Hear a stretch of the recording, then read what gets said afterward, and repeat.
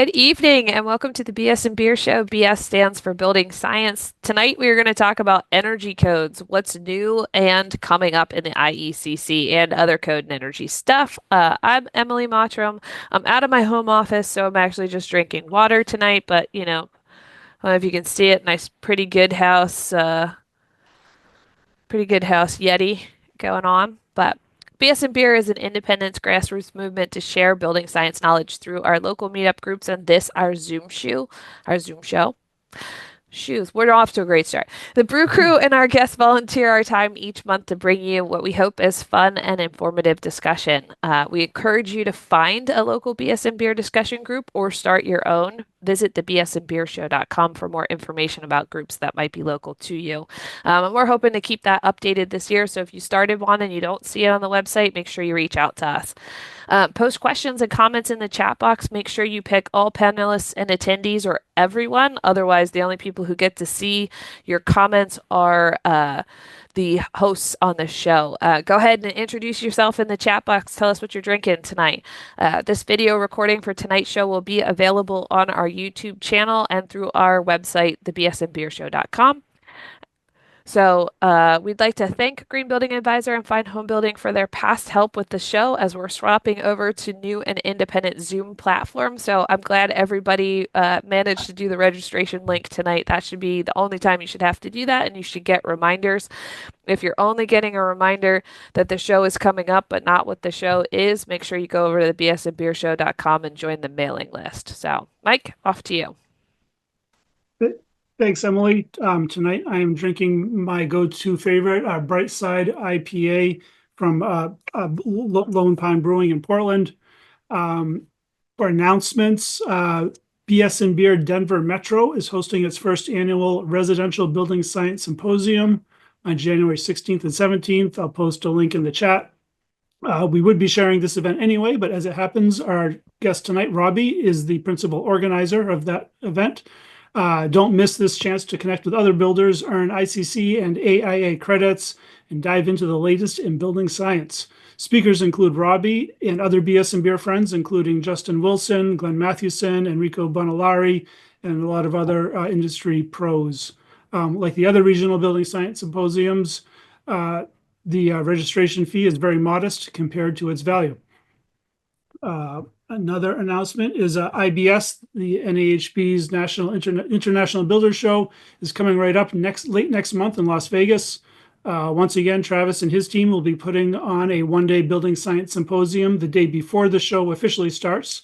And Travis and Ben are heading up to Construction Performance Zone, which has live workshops on the floor all day, every day of the show. The early registration discount ends January 10th, and space for the symposium is limited. If there's any left at all, Travis? Yes. So don't delay in getting signed up because I'm sure that space will not be lasting much longer. And Huber is also sponsoring a meetup for BS+Beer group organizers at 10 a.m. on the last day of the show. So if any organizers are watching, or if you want to go be show support, that's on the last day of the show. And last announcement, Ben is starting a local BS+Beer group in Southern Connecticut starting this month. Congratulations, Ben. Email him at ben@bpcgb.com.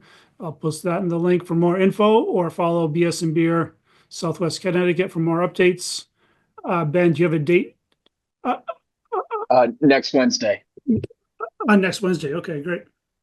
And Ben, I will turn it over to you, and please add any introductions, you guys on the panel or anybody in the audience. If you have other announcements, please go ahead and post them now.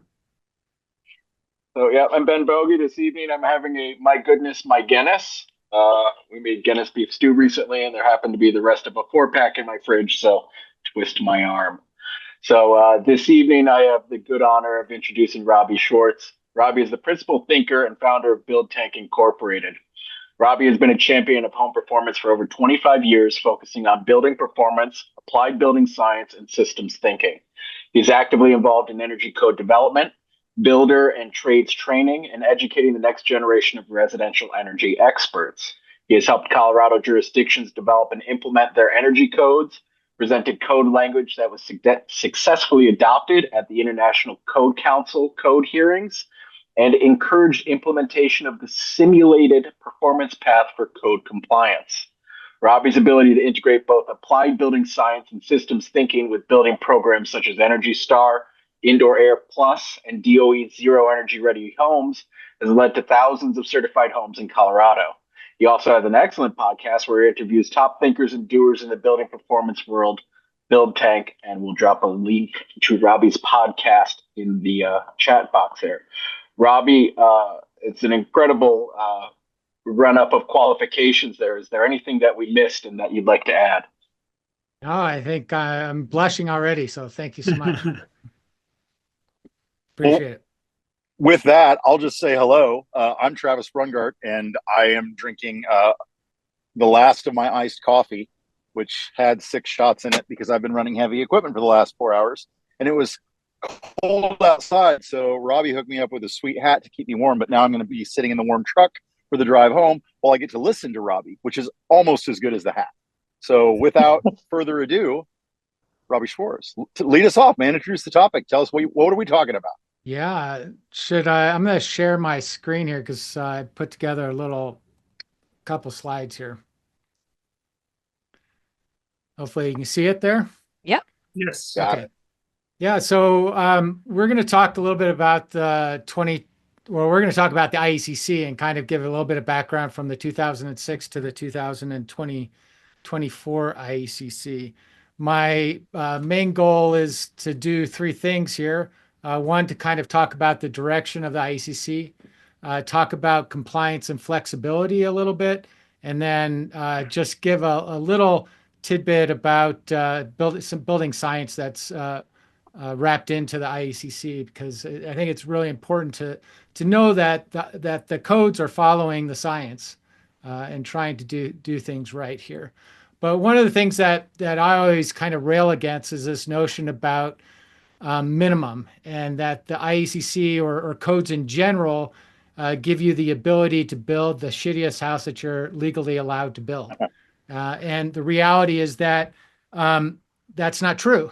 That minimum doesn't mean, it's not a bad word. It doesn't mean bad. It means kind of this smallest amount or quantity required. And from an energy code perspective, there's this national body of folks that get together every 3 years to put out the code, and they are basically trying to determine what's the minimum level of efficiency that's attainable by the majority of people out there that are building houses.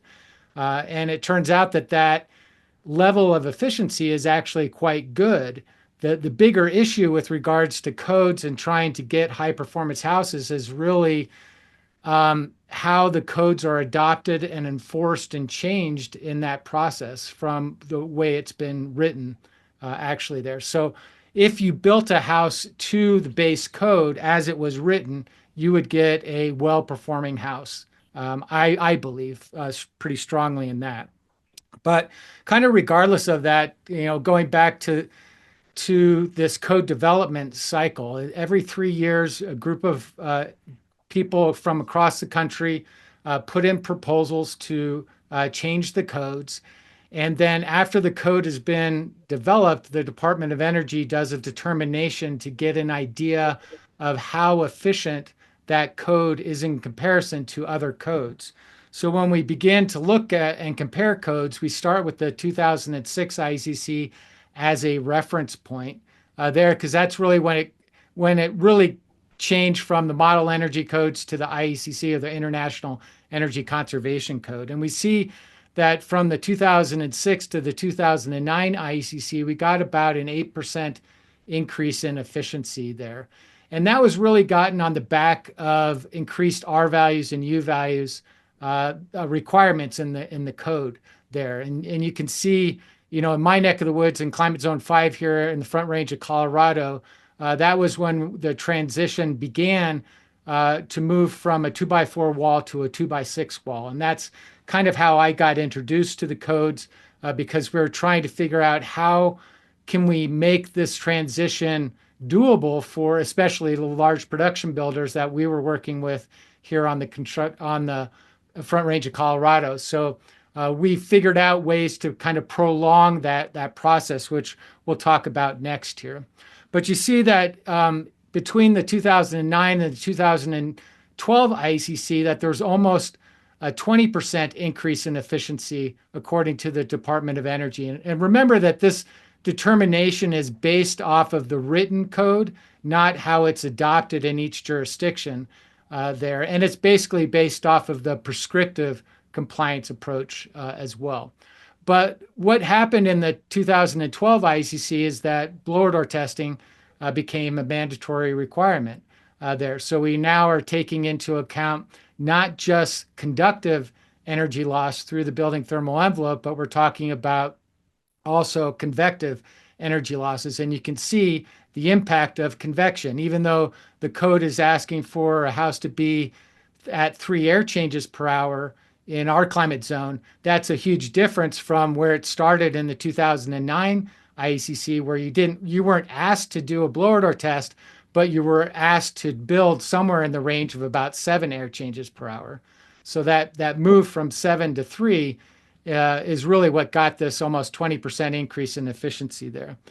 Because that was kind of an apocalyptic moment for the building industry, everyone was kind of freaking out about how do we actually do blower door tests on all these houses? Can we build 2, 3 air changes per hour or 5 air changes per hour, wherever, depending on your climate zone? You'll see that the 2015 and the 2018 IECC, there was really no meaningful increase in efficiency that was achieved through those code cycles there, because basically, I like to say they were trying to give people the ability to transition to blower door testing in essence. But that changed again in the 2021 IECC, where we got almost a 10% increase in efficiency. But we've kind of maxed out or gotten to that point with diminishing returns for R values and U values in the building thermal envelope. We could do obviously a little bit better with air tightness and get some increase in efficiency there. But what we see with the energy code is that historically it's trying to protect the building envelope. Always protect the building thermal envelope. So how did we get 10% increase in efficiencies? They added this additional efficiency requirements that equal about 10% increase in efficiency over kind of the base R values and air tightness requirements of the code. And then in the 2024 IECC, there's the determination, as far as I know, actually hasn't come out yet, but it's thought to be somewhere between 6 and 8% increase in efficiency. And that really came again by kind of tweaking and massaging this additional energy efficiency measures. And what I mean about the additional efficiency measures is that you have to still comply with the base energy budget that the code is requiring, either by using the R value table or a more flexible compliance approach, which we'll talk about in a second here. And then on top of that, you need to get an additional efficiency through these additional efficiency measures, which are now taking into account the efficiency of mechanical systems or potentially house tightness or bringing the ducts inside the conditioned space. Those things that the code never really addressed before. Before, you could build a house to the R value requirements of the code and put in the worst possible heating source, efficiency heating source, and it didn't matter. You could still comply with the code. There was no way to take that into account. And that's kind of the opportunities now moving forward, is to move into trying to assess whole house energy use and those mechanical and electrical efficiencies that can be gotten. But between the 2021 and the 2024 IECC, there was a lot of consternation in the code world about going down this path in essence. And because of that, there have been a lot of appeals that have happened after the code has been written to try to take things out of the code. And in the 2024 cycle, that was successful. They were successful at that. So there was a huge compromise that happened in the code development world that said basically, we will allow you to put in the code that you have to address pre-electrification. Not that you have to put in electric heat pumps, for example, but that if you put in a gas furnace, you have to also wire the house to be capable of installing a heat pump or some type of electric mechanical system in the future when that house had to be upgraded or something. And in order to do that, then the energy efficiency people, the people that were trying to protect the building thermal envelope, were willing to reduce some of the R values. So you notice in the 2021 IECC that we got up to as high as R60 in our attics as a requirement in the R value table, the prescriptive R value table. Well, that has been dropped down, back down to 49 in climate zones 5, for example, because they allowed this allowance to require pre-wiring for electrification in the future. Unfortunately, there was an appeal that happened that said that kind of electrification was outside the scope of what the energy code was supposed to be doing. And so the IECC board turned out that they agreed with them.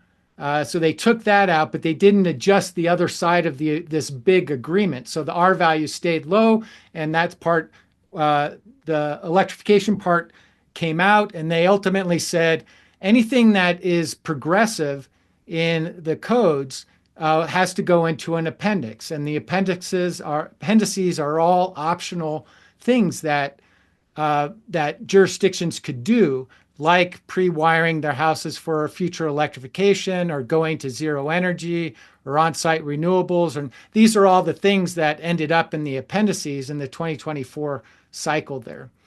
So you'll see that the R values went down, and anything that was kind of progressive or moving to carbon reduction or anything like that has moved to the appendices. And we're set up in the 2027 IECC development, which is just getting underway as we speak here, to probably see more things go into appendices. And it's going to be really interesting if anything happens in the base code with regards to R values or additional house tightness or those types of things, bringing ducts into the conditioned space, those things that the core energy code is trying to address there. So I wanted to give you that little background and then move into kind of my second topic, which is compliance pathways. Because compliance pathways, I find most builders are doing one of two things. One, they're not taking on the responsibility and the professionalism in their craft and saying, I want to figure out the best way to build that house, the most cost-effective way to build that house, and build it to code, obviously. But the other thing is we see that they often are just saying, tell me what to do. I don't really want to spend the time and understand what's going on. Just tell me what to do. So we end up fixating on the prescriptive R value table.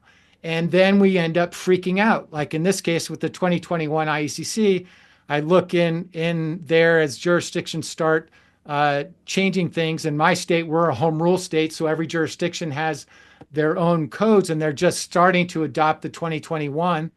And builders are freaking out. I have to put R60 in my attic? There's no way. I've never done that before. It's not cost effective. It's not affordable, all those different things. And so why we call them compliance pathways is that they're different pathways through demonstrating compliance with the code. And so if you take a different path, if you take a different notion there, you'll see that, before we get there, you'll see that the 2024 did a couple things different with the R value table. First, they reoriented the table. So in the 2021, you'll see that the climate zones are down the left-hand column and the items are across the top. But in the 2024, the climate zones are across the top and the items are down the bottom. Changes in the 2024 in climate zone 5 weren't great. Windows a little bit more lower U values. Ceilings, actually, the R value went down and some other things that changed, but nothing, significant there. So again, your main efficiencies were achieved through the additional efficiency packages there. But these are the compliance pathways that are available through the code. So in the prescriptive path, you actually have 4 options. Only 2 of them are really important: the R value table and the U value table, or the U factor table. Then you have the prescriptive components performance alternative.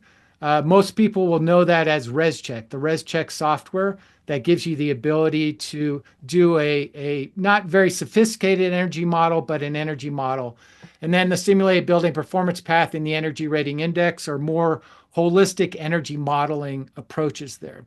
What we see is that if we fixate on the R value table, we lose flexibility. It is the path that says, thou shalt do X, Y, and Z. You can't do more. You could do more than, but you can never do less than. So if I'm that builder that says, there's no way I want to put R60 in my attic, that's perfectly fine. The code doesn't mandate that you put R60 in the attic. All it says is you can't use the prescriptive R value table as your pathway through compliance. And compliance is basically, this pathway is basically saying, this is what I propose to do in this house in order to get my building permit. Now, as we know, we don't always do what we propose to do because things happen in the construction process.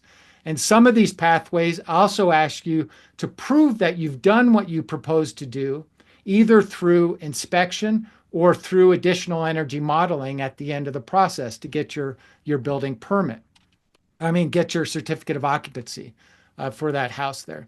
So these 3 pathways, the prescriptive total UA alternative, the simulated building performance approach, and the energy rating index approach, are where you get flexibility, where I could say as a builder, I'm not going to put R60 in my attic.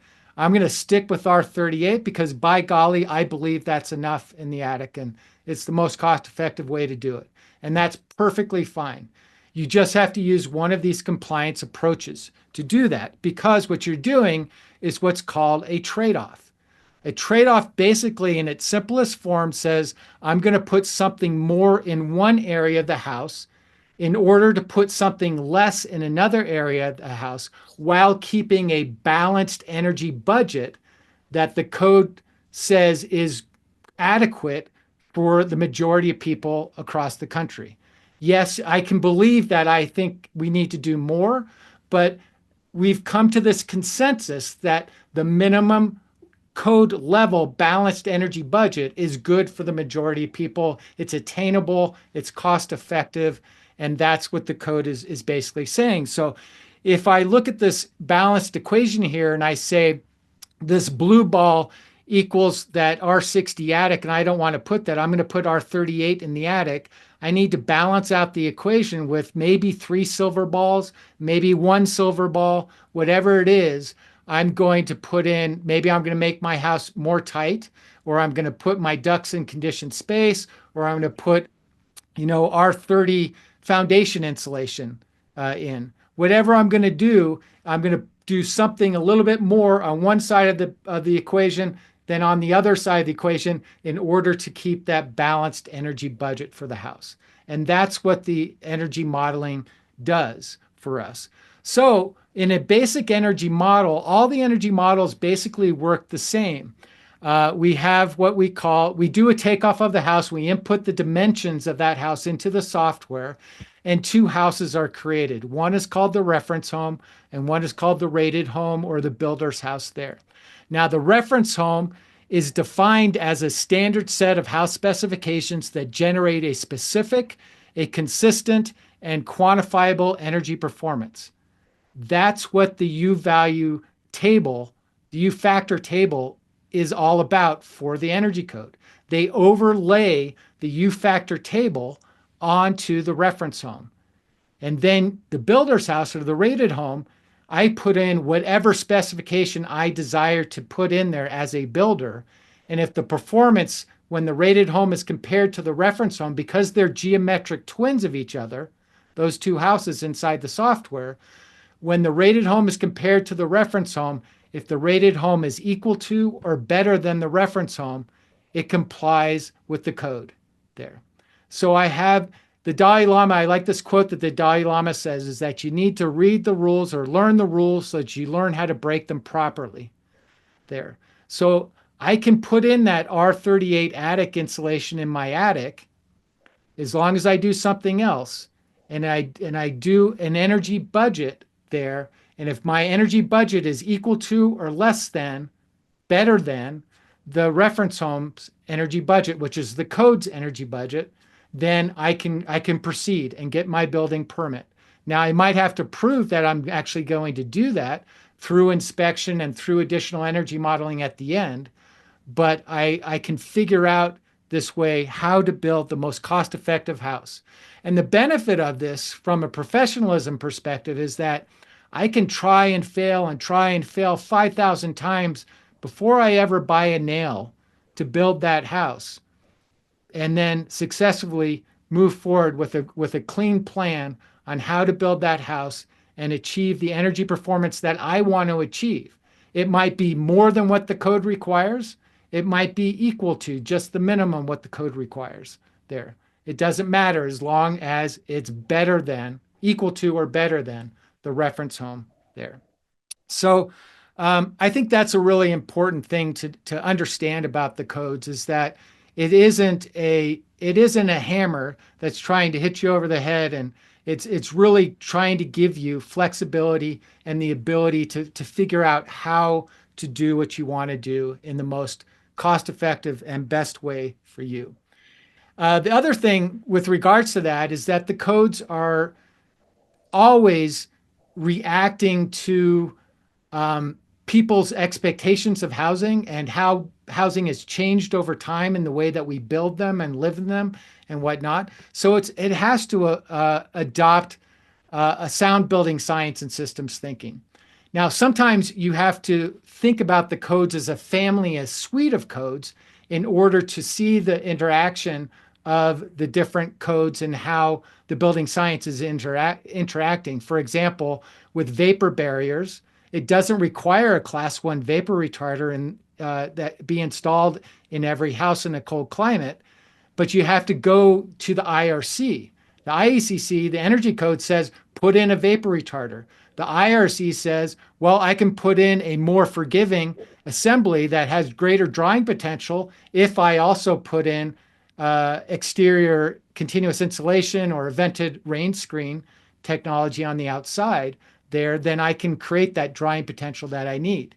In another way, we need to be able to clearly define the building thermal envelope. And since the energy code emphasizes protecting the building thermal envelope, I wanted to talk about the building thermal envelope and how the energy code addresses that. So the first thing the energy code does is basically require on the construction documents that red line test that, building scientists like Joe Stiebrick and others have demonstrated is so important for the architect, especially to understand where the building thermal envelope is and how you're going to execute it once it gets into the field there. So this says that on our construction documents, we have to have a depiction of the building thermal envelope, and we need to send that out to the field so that we have a common understanding amongst all the people that are involved to build the house there. Now, the building thermal envelope is a defined term in the codes, and it's defined as these assemblies of things that are coming together to create this clear boundary condition between conditioned space and unconditioned space. And that's super important when we do our HVAC design. So we have our design temperature inside and our design temperature outside, and we know the delta T across the building boundary there so that we can properly size our equipment. It gives us a boundary to figure out vapor drive or heat loss, a heat gain, all these building science techniques. We have to have that clear building, that boundary there. So, but it doesn't say that it's one specific plane. It says that it's an assembly of things. So the code's really thinking about it as a belt and suspenders approach on how to build our building thermal envelope. And then when we look at air barriers and the definition of air barriers in the code, you also see that it's an assembly of things that are coming together to restrict or prevent the passage of air through the building thermal envelope and its assemblies. So again, we have to have alignment now between our thermal layer and our air control layer there, because we're creating that boundary condition, and we're trying to prevent or lessen the amount of air that's moving through there. And then lastly, the code talks about continuity, and the continuity of the air barrier system throughout the building thermal envelope. So the building thermal envelope also needs to be continuous all the way around, and the air barrier needs to be continuous all the way around, and they need to be in alignment with each other. So to kind of break it down, we have the continuity of the thermal control layer in alignment with the continuity of the air control layer. And then in this belt and suspenders approach, it's kind of dawned on me recently that we're being asked to pick a primary air barrier location, either on the interior or the exterior side of the code. And where I think people are getting confused is that the code talks about these supplemental air barriers. And supplemental air barriers you'll find most often in the air barrier, air sealing, and insulation installation table, where it says if you have a tub on an exterior wall, an insulated exterior wall, you've got to get a supplemental air barrier behind that tub to cover up the insulation or make sure that you have the continuity of your air barrier in that location where you might not have an interior air barrier. But what I'm realizing more and more is that the supplemental air barrier is really needed because we use air permeable insulation. We use fiberglass, we use cellulose, we use rock wool, all those materials that are designed to trap a pocket of air. But if you install them in a cavity that doesn't have a continuous air barrier all the way around that cavity, it doesn't have the ability to hold a stagnant pocket of air and achieve its R value. So we have to understand, that's where we get into the supplemental or belt and suspenders approach to ensure that we're going to get an air barrier. So it doesn't mean that if I'm using gyp sheathing and I as a builder say, by golly, my air barrier's on the exterior. And I say, well, you've also got to get this air barrier on the inside. It's going to help us get a even more airtight house, but it's also going to help us ensure that the insulation, especially if we're using air permeable insulation, work better and as it's designed to work there. So again, the code understands that. I think it has problems expressing itself sometimes, and unfortunately, it's not as clear as it could be. But all those concepts are definitely in the code there. And so we end up with something like this, a diagram on our construction documents that defines the building thermal envelope. You're not required to go to this level of detail there. You're not required to highlight those connection points there, but you are required to execute a continuous building thermal envelope that has alignment of its air control layer and its thermal control layer there. So those were the kind of the 3 points that I wanted to highlight tonight. And if anyone has questions or wanted to reach out to me, you're more than happy. I'm more than happy to chat more about it. I have a request, Robbie. Can you do a graphic illustration of the code? Because I think that's what they all need. That was fantastic. That was great. Just take all of it, make it graphic. So yeah. Well, I think that is interesting because one of the things that I tend to concentrate on in the code is not trying to change the R values or U values, but change the language so that it's more understandable to people that are trying to use it there. And so I spend a lot of time on the R value, or I'm sorry, the insulation, installation, and air barrier table there.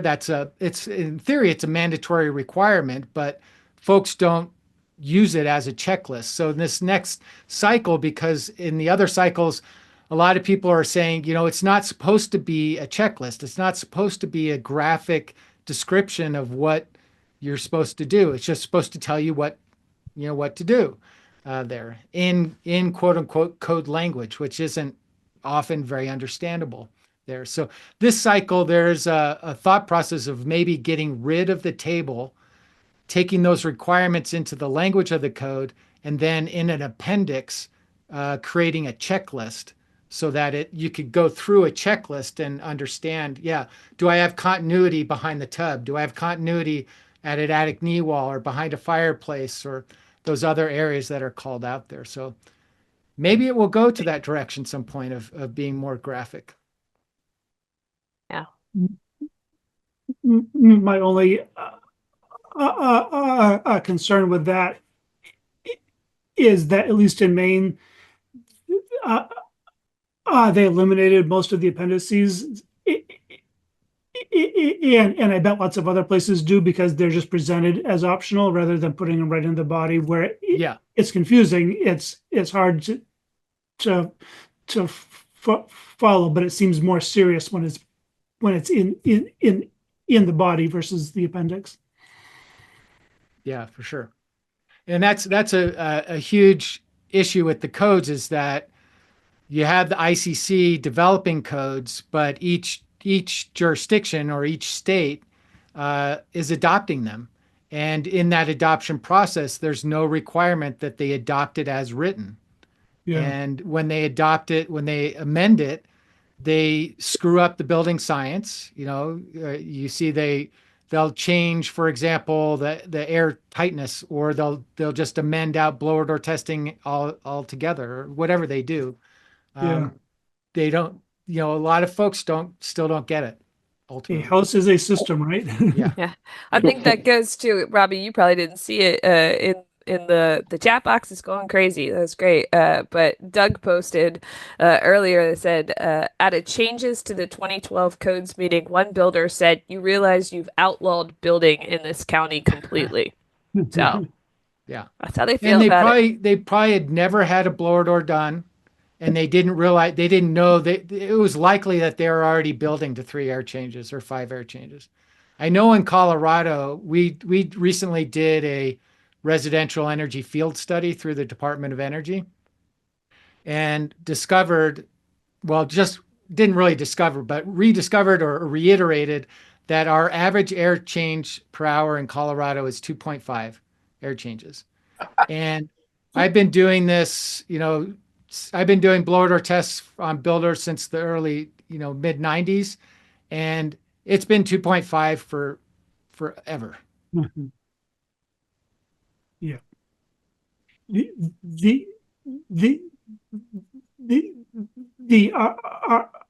R60 roof requirement, I know that's been really contentious both among builders and architects. And to me, it's funny because, or for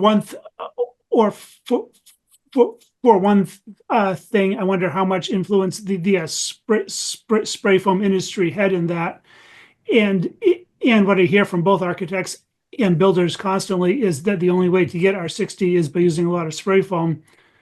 But for 10 years now, I've been designing R60 to R140 roofs, and I've never had to use spray foam. So it's like, is it? Well, this is a huge thing. This is, Robbie, like you were just saying about, they've never had a blower door test done, so they don't know that they may already be there. I went to a thing a handful of months ago, and I've discussed this on the show before. It was a group of local code officials to speak with local builders about the changes in the energy code. And the way that the code officials started off is, we're here to talk about this bleepy, bleepy, bleeping frickin' energy code thing. And so we got through the discussion. I kept raising my hand and bringing up points about like condensation control and mold and all of these things that we know are building systems ways of thinking. And afterwards they come up and they say, "Hey, we've never heard that explained that way." It's just that the industry is not getting exposed to the fact that these buildings are systems. Yeah. And there is a lot of, kind of fear on my end that, like I saw my father's generation go through the sick house syndrome in the 80s when we started to put, poly vapor barriers all over the place and didn't understand the consequences, that we may be kind of setting the industry up for that cycle in some ways again. as we see this piecemeal adoption of the code cycle being pushed forward? I think it's definitely a possibility. I mean, the code in general has the sound philosophy of building tight and ventilating right. You know, you can argue, is it tight enough? Is it not tight enough? And whatnot. But it does require both a level of tightness and a level of ventilation there. But while you were talking about that, it made me think about, you know, that builder that just adopts and changes to zip sheathing, for example. In the past, it was maybe a change to drywall from lath and plaster. These changes that happen in our industry change the performance of the house as well. And so just naturally, over progression of time, they're building tighter than they think they are. And the consequences of those, yeah, that's what leads to that sick building syndrome if they don't think of it, if they don't also to understand the building science. And maybe the pushback that we're hearing is just all naturally part of the process, just like painters didn't want to paint houses that were insulated back in the 30s, but now we have insulation in all the houses. So we just have to, you know, those of us that are trying to push forward just have to buck up and deal with the fact that there's naysayers and that there's going to be some mess on our hands, but we're headed in the right direction. Yeah. Yeah.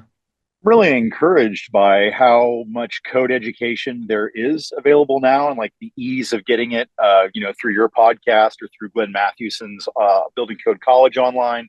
The amount of education available to builders to make this, to make all these transitions has been invaluable. But I think that leaning into the freedom, I think it's Glenn that is always really excited about the freedom of the building code. But that's really what you're getting at with this presentation, is that there are so many different ways to look at it. It's not restrictive if you understand. The Dalai Lama quote is perfect. I'm encouraged by that as a builder who very much has leaned into, well, it says right here, if I do this, I pass. I mean, that's a tradition compliance. And then the boasting of, hey, I've exceeded compliance by a factor of X. Yeah. That's a sales standard for most builders that I know. So I feel like while we can be sort of concerned about, yes, there could be some lack of building science understanding problems that ignore that systems thinking that's required, we are really kind of in the golden age of information sharing. And it seems like this, for anyone who really cares to do a good job, can really enjoy those freedoms to the fullest. Yeah, I think that's a really interesting point there about, you know, you see on Instagram all the time people bragging in essence about how airtight their house is. In the same way, they could say, I exceeded the code by 15% because the energy model will tell you exactly how well you're doing in relationship to the base code. So, Robby, can I ask a question that I thought of earlier? So in the case, if somebody does the modeled compliance path, whatever the formal name is for that, and they say at permitting that they're going to make whatever trade-offs between window U values and roof assemblies or whatever, what happens? Does the code suggest any outcomes, or like how do we deal with it if a builder doesn't meet what they suggest at permitting? So there are three energy modeling approaches. The area weighted U value approach is changed its name in 2024 to the total component U value because the U factor table added F factors for soil and foundations. So it's basically the same thing, but it's more inclusive. But anyway, you're in that approach, you're trading off R values and U values. And it's giving you an area weighted average U value. That approach doesn't require an energy model at the end of the process to get your certificate of occupancy. It relies completely on inspection. So if an inspector happens to notice that you did something that you didn't propose, they should ask you to go back and remodel it. Or if you've done something better than you proposed, generally it's not an issue. From a compliance perspective, it might be an issue from a building science perspective, but from a compliance perspective, if you've done better than, it generally isn't, but if you've done less than, they should actually go back and model. Now, the simulated building performance approach and the energy rating index compliance approach ask you to do a proposed energy model and a confirmed energy model at the end of the process. So it does bring in a potentially another energy professional that would do inspection along with the code official and or allow the code of jurisdiction to use what's called an approved third-party inspection agency. In lieu of the jurisdiction going out, an energy rater might go out and do those inspections there. Like QAP or something for DOE programs. Yeah. Quality assurance professionals. Yes. Yeah.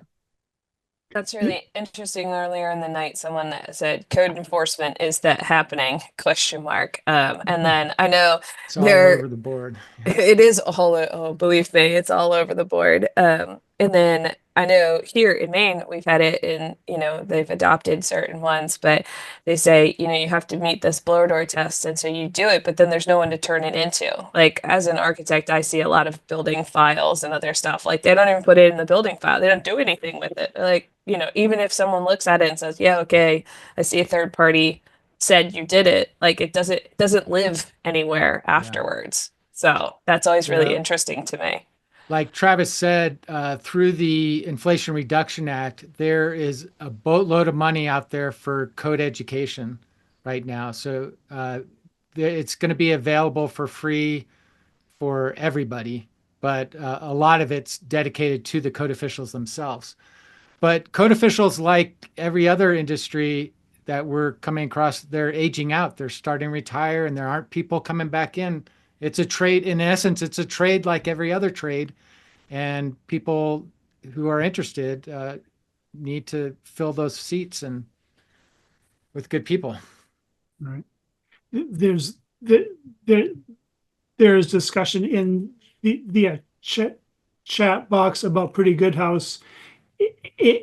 And we've all discussed that that Pretty Good House, that the IEC is essentially catching up to a Pretty Good House. Like, I think most people interpret Pretty Good House as being Joe Stiebrick's definition of high performance homes, which is the R 5, 10, 20, 40, 60 rules. But Pretty Good House actually goes way beyond that, and those numbers are not hard and fast. So I'd argue that actually, all things considered, especially if the IEC started thinking about embodied carbon things, the IECC is basically pushing us out of a job, which is great. I love it, but it's really catching up with Pretty Good House, which began in 2012 as what is the minimum we should actually be building to. So that's pretty exciting to me. Yeah. There wasn't a question, just a statement. But there's a question related to that, and John posted it a long time ago, which is, how is the IEC looking at embodied carbon? Do you know that at all, Robby? So in this melee, I guess that the IECC board created between after the 2024 cycle, they also went in and changed the intent statement of the code. And the intent statement includes, it doesn't directly include embodied carbon right now, but basically what it's saying is that if there's anybody that wants to propose an embodied carbon code, like New Building Institute, for example, has an embodied carbon code, they can put it into an appendice, and jurisdictions have the ability to have a framework to grow from.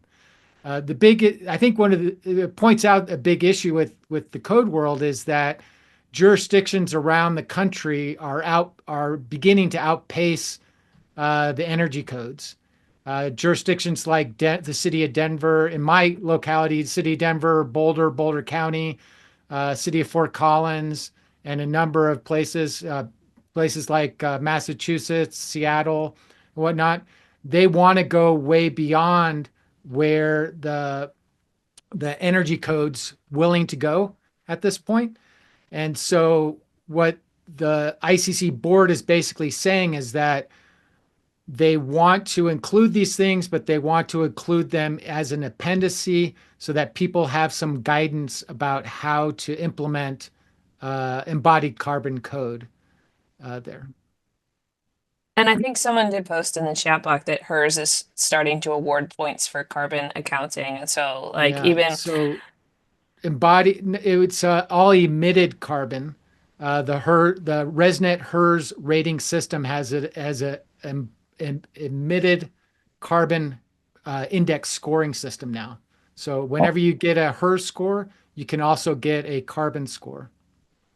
It doesn't address embodied carbon yet. yeah, sorry, We're I working on it. misspoke and he didn't write that. So yeah, apologies in the chat box. That was all on Emily trying to read something on the side screen. I'm even wearing my glasses. A question from Karen in the chat. You might have hit on this in your presentation. If so, I apologize. But her question is anything changing in 2024 related to mechanical ventilation? Yeah, so in the 2021 IECC, balanced ventilation is now required in climate zone 7 and 8. And in the 2024, it drops down to climate zone 6 through 8. And my guess is it's going to continue to drop down into the other climate zones as we begin to continue to recognize that balanced ventilation works much better than supply and exhaust ventilation. Sure. Also in the 2024, I believe in the 2024 in climate zones 6, maybe it's just 7 and 8. I think you have to get to 2.5 air changes now. So there's a little bit of understanding that I try to get in one air leakage rate for the whole country. Because it just doesn't make sense to me how in the warmer climate zones, it seems like building science doesn't happen there, according to the code. So, They don't have air conditioning in warmer climates? yeah, they don't need insulation there. They don't have any air. They don't breathe. They don't need nothing. Yeah, but it does get quite cold there, and it rains, and it's. I think as we begin to electrify our houses more, we might start seeing some move in R values in those climates, because right now the delta T's aren't as big, obviously, in the cold climate. But when we just think about electrical usage, we're using a lot of electricity to cool our houses. Yeah. From grid resiliency perspective. Yeah. Well, and previous temperature norms are changing, like the big freeze in Texas that just royally screwed things up in conjunction with the pandemic. It's another good question from the audience here while we're getting close to our time. Yeah,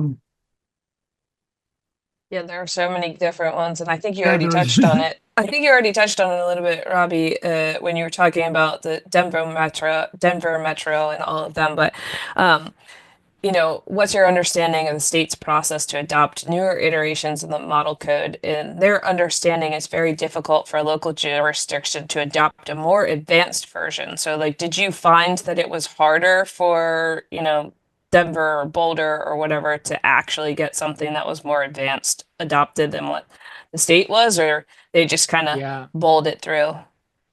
Well, two things. They're kind of basically two styles of how states work. One is a home rule state, like Colorado, where every jurisdiction has the authority to adopt their own code. So in the Denver metro area, we have maybe 30 jurisdictions, and each of them are on their own code there.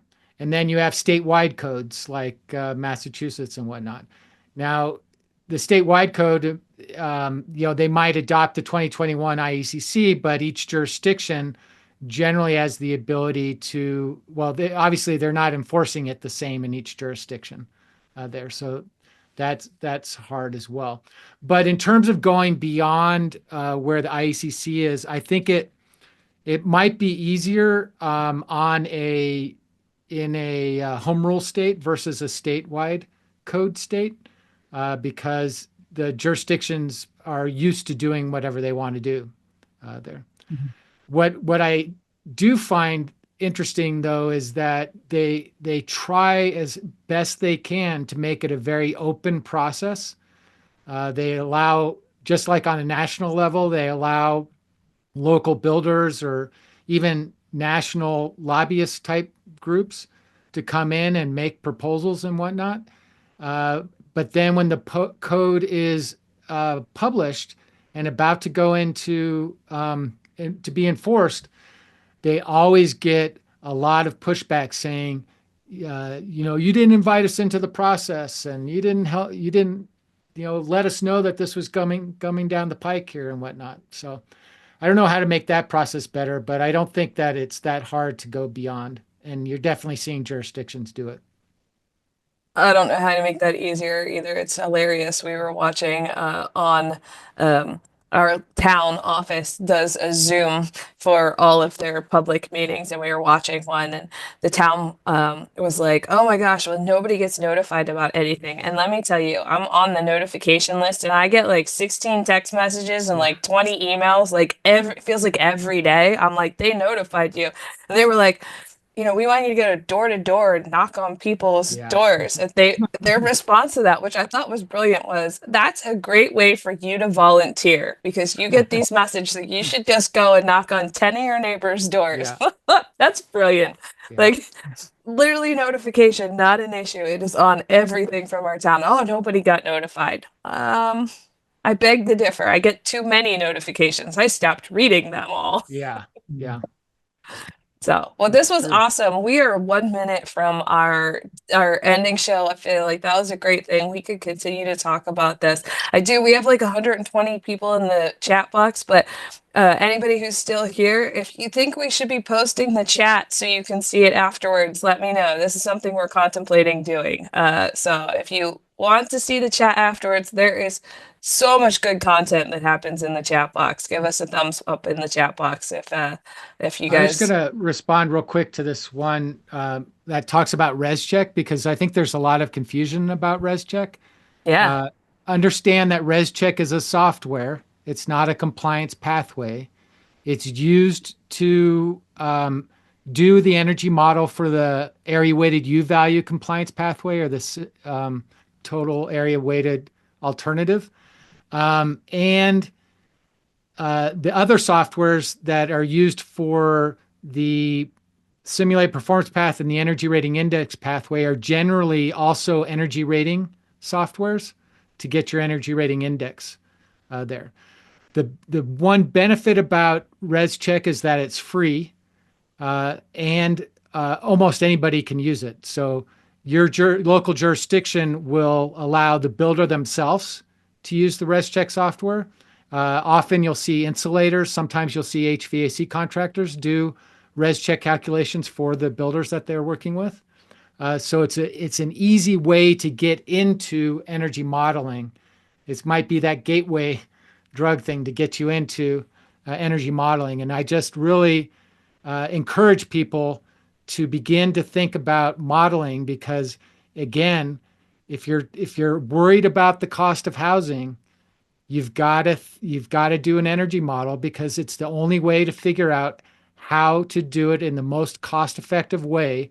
Again, before you ever buy a nail to build the house, you can figure these things out. Yeah, Or like awesome. Travis talked about before as a differentiator against your competition, you can go to them and say, here's going to be the carrying cost for you on this new home you're building. It makes it a little bit easier to stomach. Yeah. Yeah. Or like what air changes per hour, Robbie. This is how you get them on. You get less pests if you have less holes. That wins every time. Yeah. So, this was awesome. Thank you so much for sharing your time with us and the audience. It was always a pleasure. I always say, you and Glenn can keep people involved. I mean, we had 140 people listen to us talk about the IECC and the code tonight. So this is awesome. It's always a pleasure. Thank you. Clearly, we're going to be posting the chat. There was an overwhelming thumbs up to that in the chat box. So, see you guys all on February 4th. Yeah, something like that. Something like that. Yeah. First Thursday in February. Have a good night, everyone. Thanks, everybody. Thanks, Rob. Thanks, Thanks, Robbie. all. Thanks, all. We'll see you. Bye.